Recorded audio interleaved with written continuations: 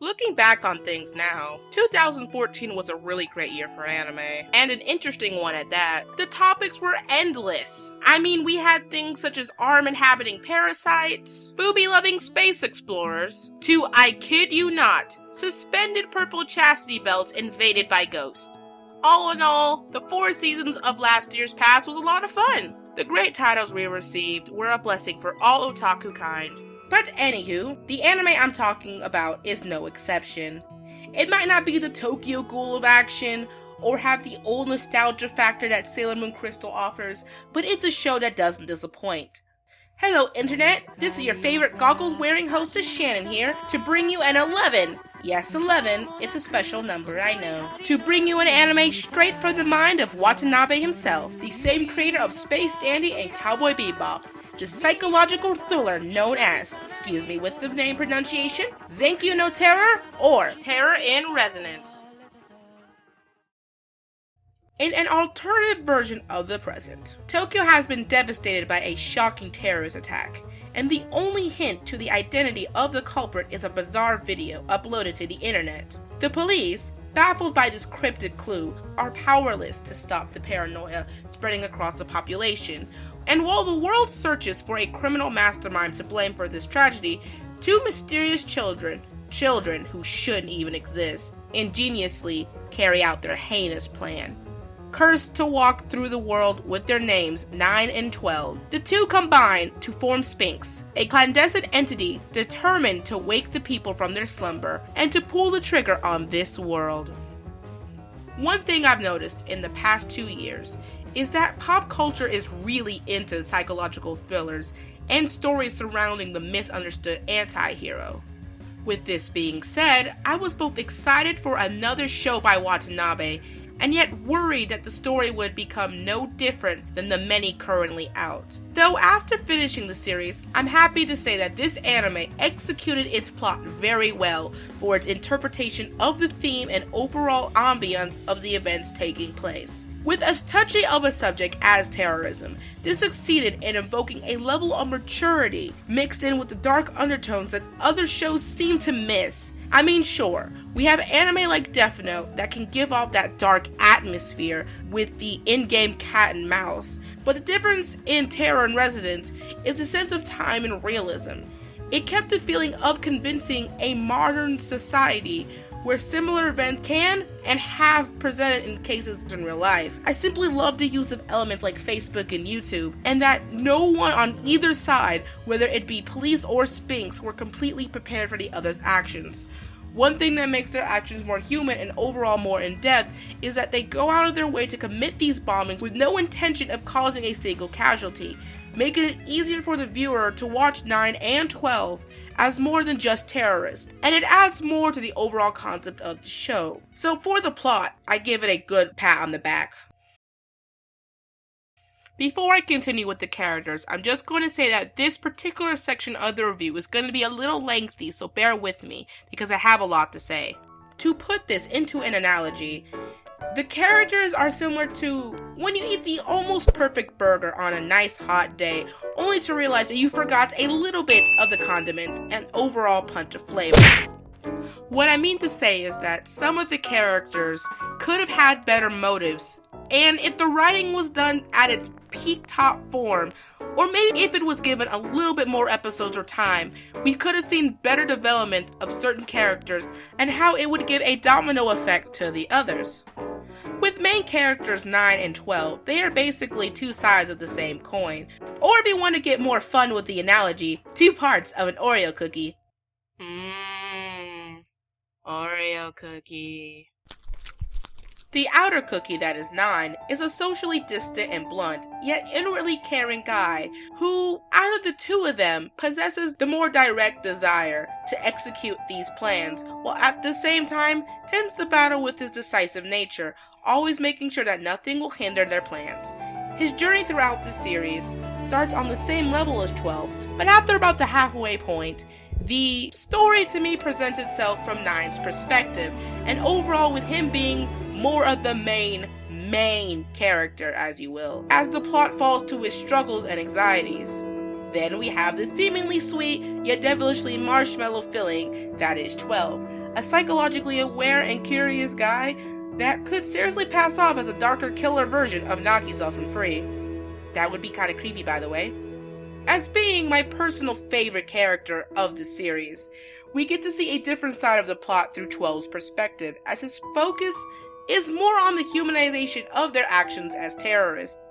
Unlike 9, he's the one more likely to take a chance at something unpredictable, and whether this benefits or hurts the duo, you normally see more outward emotions from 12 than from 9. Even though I like watching him from this humanizing perspective, I have to admit that it does happen in a forced way because of his interactions with a certain other main character, air quotes, other main character, Lisa. Now, Lisa, how should I say this, is on the fence with me. She was so built up in the beginning, like she was going to do something important in the plot, but all she amounted to was the damsel in distress, ergo or the girl that ends up getting into the worst situations at the worst time. She has low self-esteem and confidence in herself because of her experiences with her family and school, but none of that seems to happen at her fault. And after she meets 9 and 12, things start to get a little bit more different for her. So this makes me feel for her at times as a character, and she does try to do some things on her own, even if they do end up failing. Okay, there is one thing that she did on her own that was pretty stupid of her. I wonder who that is. Hello there! I have a package for Lisa, courtesy of the We Are So Not a Bomb Incorporated. Please, will you sign here? And just for giggles, how about all your confidential information, if you will? For me? Because, I totally don't find a situation where an unknown party knows my name and location while I just take a suspicious package inside strange or anything.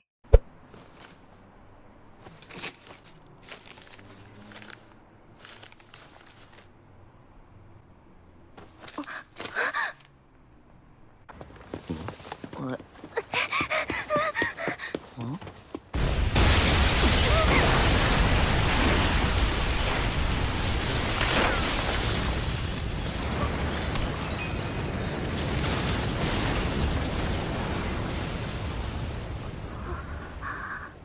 It was then, in that moment, that I realized that I forgot to turn the stove off. In short, her character just feels unfinished to me. You could theorize that she represents the viewer as we are in these situations directly, but meh, who knows. One more character that I do want to talk about is the reinstated investigator, excuse me if I botched the name, Shibazaki Kenjiro, who is the only one of the Japanese police who can figure out the actions of Spinks so easily, or should I say, most methodically. It's an interesting take on the detective-criminal relationship. Both investigator and Spinks play off each other in each bombing to figure out what the other is going to do next. And in the end, it comes to a really great way of tying things together. As like I said before, sure, you could archetype him as the unappreciated Sherlock with a weird family relationship, but he is passionate about enacting justice, whether it be backing up the police or not. Plus, by the end of the anime, you can easily tell how much passion and heart he has for this case, and his desire to unveil what's really under all the smoke and countdowns. But Shannon, aren't you technically forgetting someone? A certain... Oh, no. Nope, not a nope. That person is a ghost and doesn't exist. Just doesn't exist. Clearly. Not listening. I'm not listening. I'm enjoying my pictures. Not listening. Being a work by Watanabe, it just goes without saying that this animation was going to be taken with a lot of great care and direction, as the realistic anime style gave it a fitting, serious tone. There's just so much well-put effort in each scene, and it's on par with its opening, comparing to the general norm of the factory-generated animes with no distinct style besides their opening. I have always been a fan of his shows, containing such detailed backgrounds and fluid movements, whether it's this show or something like Space Dandy or Cowboy Bebop. And even though he does have a distinct art style himself, his works are just hard to notice at times given his variety and to what he can truly imagine. It's very hard in this day and age to accomplish such feats, where every animation company is just fine with a similar art style to go with. I mean, yes, you have your own signature style, but changing it up every once in a while isn't always a bad thing. Right, Kyoto Annie?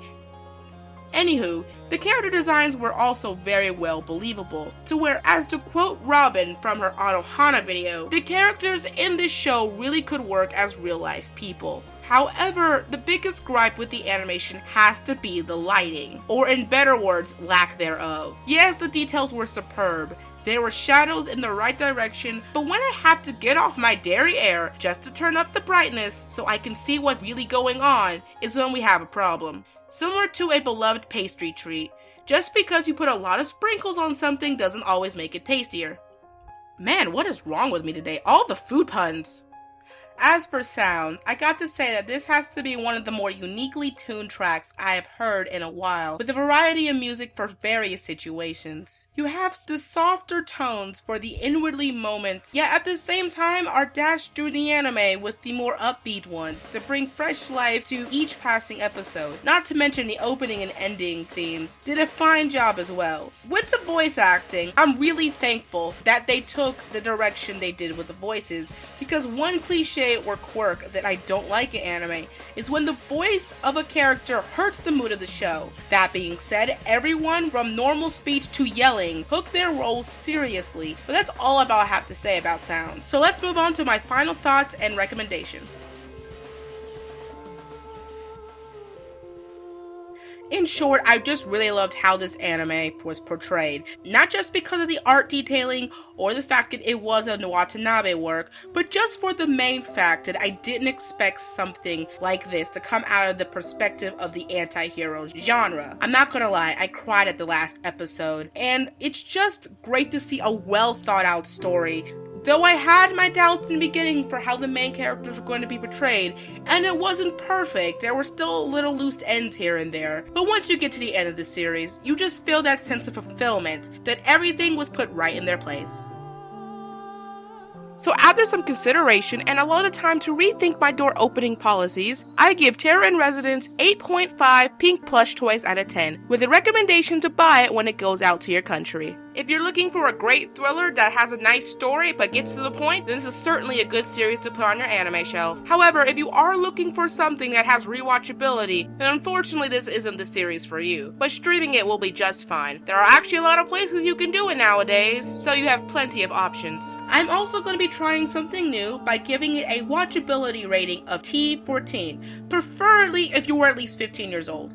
This is a new feature I'm doing since I had a lot of people ask how to tell their parents or friends the appropriate age range to watch certain animes here and there in the States, since exchange makes the whole process difficult. Now, this anime has no particular sexual or maturity issues such as cursing or gore, but because again the subject matter and for the complexity of the plot about government institutions and technology, it's easier for someone who is at least in high school to understand.